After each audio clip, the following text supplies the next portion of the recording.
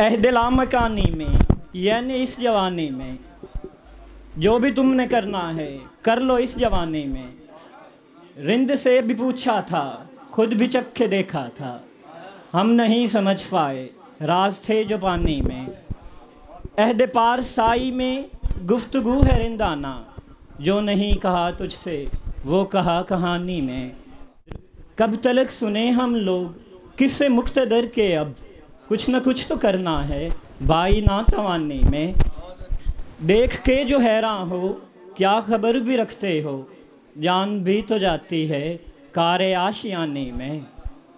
दुख बहुत हुआ उसका राज जो कहे हमने, वो तो यार मुखलिस था हम थे बदगुमाने में। वाइज़ों की बातें हैं आशिकों के किस्से हैं, और कुछ नहीं साकिब तेरी इस कहानी में।